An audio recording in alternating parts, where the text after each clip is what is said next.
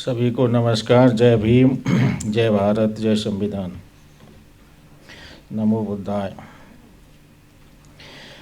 आपने काफ़ी बातें सुनी हैं बिजनेस से रिलेटेड।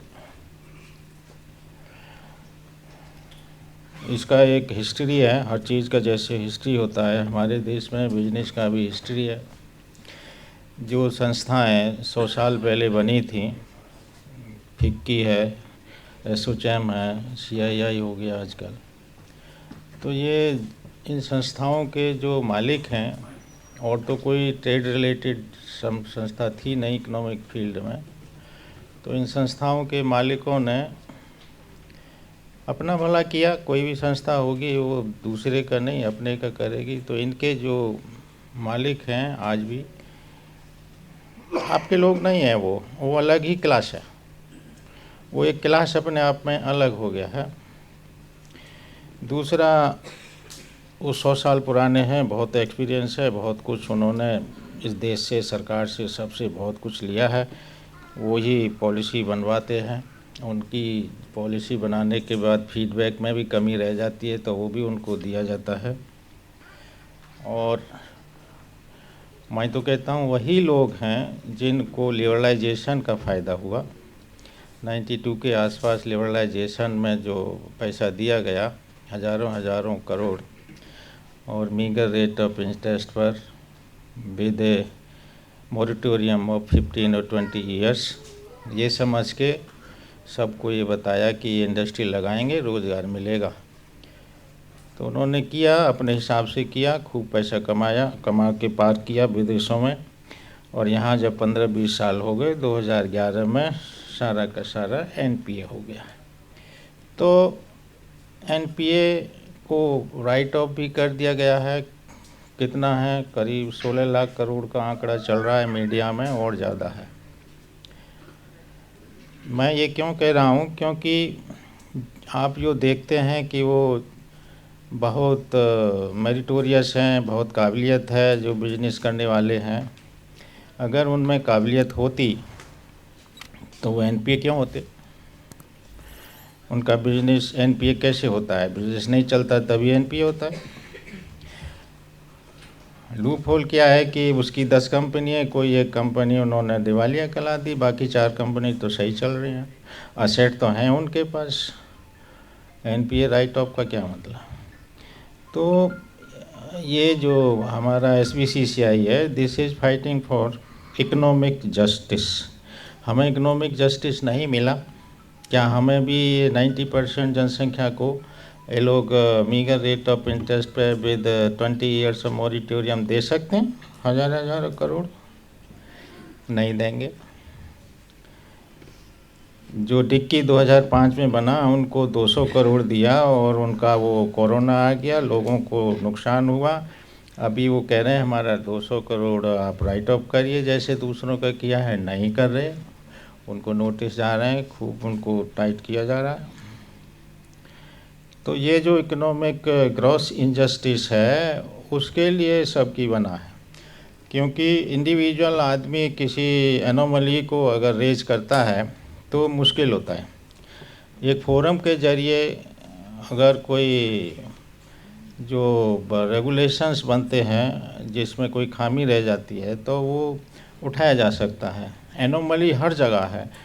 अभी आपने ऐड सुना होगा, सरकार तो बोलती है बहुत ज़ोर से कि कोलेटरल नहीं है, कोलेटरल फ्री लोन इतना है उतना है। आप जाइए ना बैंक में, आपको सारा कोलेटरल मांग लेगा। वो तो नहीं मांगता है, कोलेटरल मांगता है। बहुत सारे केसेस हैं जिनमें उन्होंने कोलेटरल मांगा और नहीं दिया। 10 लाख मांगा, 1-2 लाख दे दिया। तो हर जगह एनोमली है, डिस्क्रिमिनेशन है, दिक्कत है, बहुत परेशानियां हैं। तो वो परेशानियों को हम लोग क्या करेंगे? हमारा क्या उद्देश्य है सबकी का? फैसिलिटेट करना और बिजनेस पर्सपेक्टिव को प्रमोट करना और बिजनेस पर्सपेक्टिव इनकलकेट करना, ये सारी चीज़ें। क्योंकि हमारे लोगों को आदत नहीं है, परसेप्शन नहीं है बिजनेस करने का। नौकरी की लाइन में खड़े होने का हर आदमी चाहता है।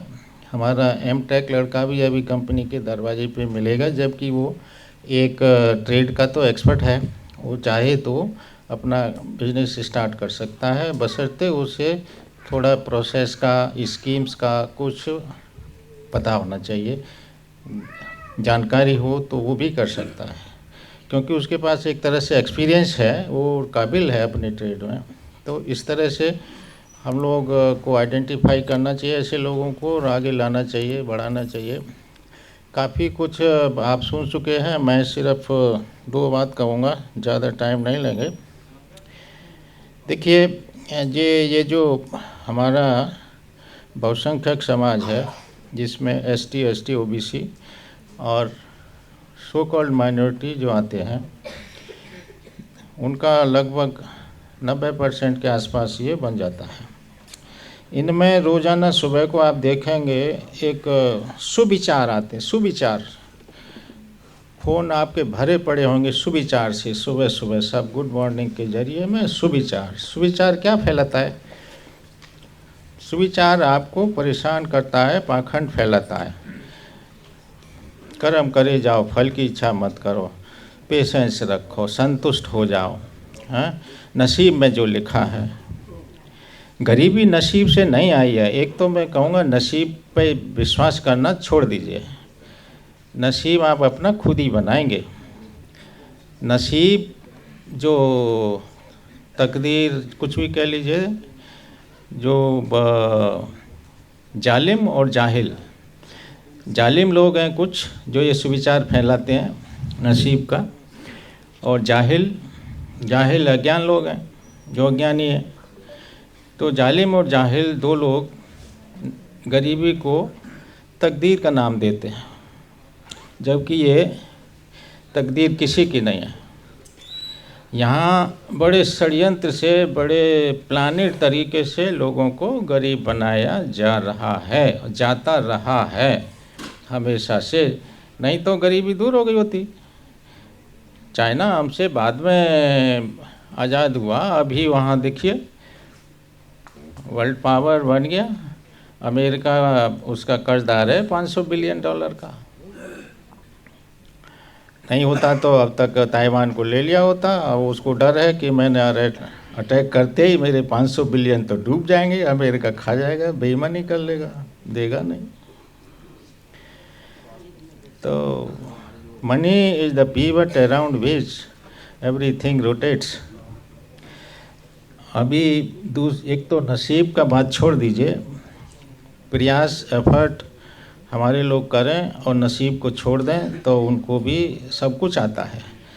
जो 90% हैं वही एक्सपर्ट हैं, वही कामगार का, इंजीनियर तो वही हैं, वही सब कुछ बनाते हैं, लेकिन उनको लाइन में लगा दिया। 81 करोड़ लोग अब 5 किलो पे जिंदा हैं, धीरे धीरे हो सकता है और हालत ख़राब हो, भुखमरी के कगार पे पहुंच जाएंगे। दूसरा बात मैं बोलूँगा बिजनेस के बारे में, कभी ये मत सोचिए कि मैं ही अकेला कर लूँगा, खुद नहीं करेंगे। आपका काम है मैनेजमेंट, मैनेज, नसीब छोड़िए, मैनेज करना सीखिए। बहुत उदाहरण आपको मिल जाएंगे, जो अच्छे मैनेजर हैं वो अच्छे बिजनेसमैन हैं। मैनेज आपको वर्क फोर्स को मैनेज करना है, रॉ मटेरियल मैनेज करना है, सब कुछ मैनेजमेंट में आता है। आपका मैनेजमेंट का एक्सपर्टाइज कैसा है उस पर डिपेंड करेगा। आपने देखा होगा जो हॉस्पिटल चलाते हैं सारे डॉक्टर थोड़े हैं, उनमें जो उनका मालिक है वो तो हो सकता है डॉक्टर ना हो, लेकिन अच्छा चलाता है वो भी डॉक्टर।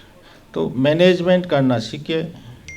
और जो सरकार की स्कीम है, जो हम लोग एक्सपर्ट बुलाते हैं, जो वर्किंग हैं और दूसरे लोग भी हैं, अपना एक्सपीरियंस शेयर करते हैं और स्कीम्स के बारे में बताते हैं, उससे लाभ उठाइए और SBCI को मेंबर बनिए, कोऑपरेट करिए। और यही आशा करते हैं कि जो भी हम लोग जिस हिसाब से काम कर रहे हैं बहुत अच्छा चल रहा है, सबका कोऑपरेशन है। हमें आशा है कि बहुत आगे जाएंगे। अभी नेशनल लेवल पे चल रहा है, इंटरनेशनल एंट्री भी होगा तो करेंगे। थैंक यू वेरी मच, बहुत बहुत शुक्रिया, धन्यवाद।